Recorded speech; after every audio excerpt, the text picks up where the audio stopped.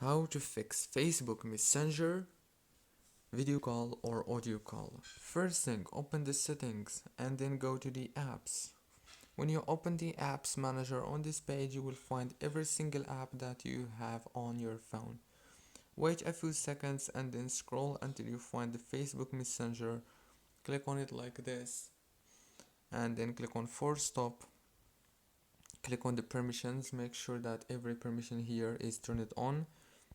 Go back, click on data usage, disable the Wi-Fi and the mobile data and enable them back again.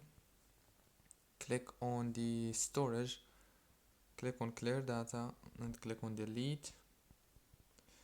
Go back, click on this open by default, click on open supported links, choose always allow, and that's it. Don't forget to like, subscribe.